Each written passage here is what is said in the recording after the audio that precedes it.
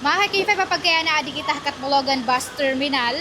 So, kitaon naton kumusta naton itong mga presyo iton pamasahe Katbalogan ti pakadto ha Manila do. Pasay and Cubao. Nahon na naton siguro nga diha may Elavel Tours Phil Incorporation. Sir, good morning. Kumusta po iton status iton pamasahe niyo na din naguminto po ba?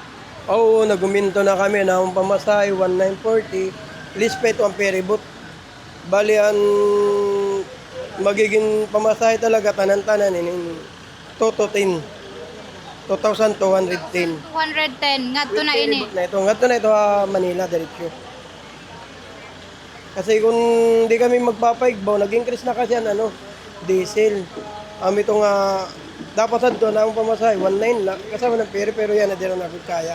So ayan mga ka-K5 High Lover Tours, kung di ka mumasa kaya ira may bus, itong fix nga pamasahe pagadto Manila mga ka-K5 2,200 api na itong ticket. Ferryboat. Ferryboat ticket para ferryboat. So, list ito ko list ito ang get pass for terminal fee. Ang ferryboat leto namon. Api. Bali anira kasi ito ticket namon dito sa opisina 1940. Tapos maaro na lang kamihin 270 parahan mga pasahero ang kanang bayad na ferryboat. Bali ang maaro yung nga tanan 22. Overall na itong fix So, na. overall na ito. Okay sir, damo nga salamat. Ikaw po sir. Richard. Sir Richard, thank you so much. Han Elavel Tours, mga ka-K5. Kadi kita ha, kuan, ha DLTV.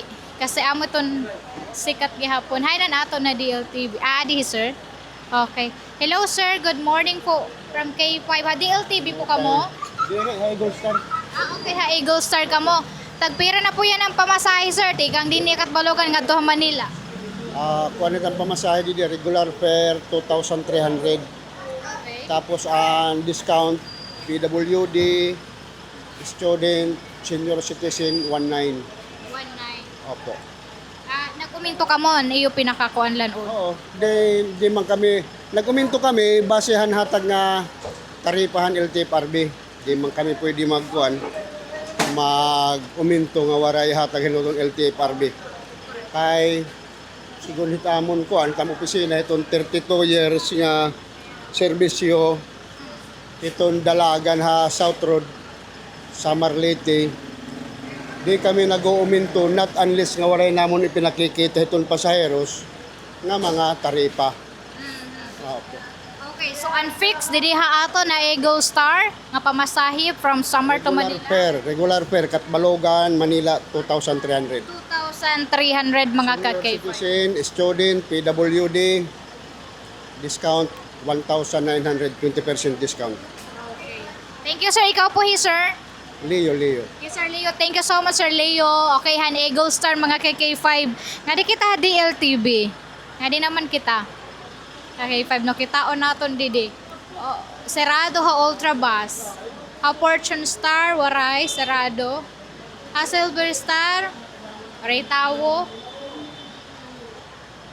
Queen Hearts DLTV.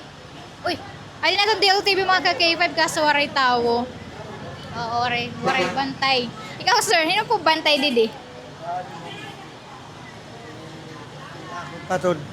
Ako patod ng bantay, ayan. Okay. Waray pa didi ano. Sige. Alright. So, ano po yung pangalan mo, ma'am? Ginaline Repelio. Saan po kayo papunta ngayon? Manila po. Sa Manila. Sa Malabon. Ano po yung masasabi nyo na medyo tumaas po yung pasahin natin ngayon papuntang Manila? Siyempre, mabigat sa bulsa, lalo na galing kaming patay yung pinuntahan namin dito eh. Tapos, gastos, talagang malaki yung epekto nun na biglang taas yung pamasahe. Masasabi ko lang, sana nagkaroon ng konting pero kasi 'di ba, yung gasolina kasi doon sila nakadepende, lalo na sa nangyayaring kaguluhan ngayon sa Middle East, masyadong malaki yung side effect doon sa atin dito. Ano yung panawagan mo ngayon, ma'am? Yun lang, katulad ng sinasabi nila, sana tigil na yung gera kasi lahat maapektuhan naman talaga. Hindi lang naman oil yung tumataas, kundi yung mga Like yung pagkain natin, yung mga supply. Yun po. Sir, good morning po. Ano po ni imungaran, sir? Alberto Luzon, ma'am. Pakain ka po yan na, sir. Pa Manila, Hapitix, ma'am. Hapitix ang pangko. Nagulat kami na mumpas nga Gulistar. Kaya lang napakamahal talaga ma'am ang pasahe. Talagang halos di makayanan pero pirit na lang kay ako at pag Manila na ukoy. Pirit na lang pa uwi ng Maynila kahit mahal.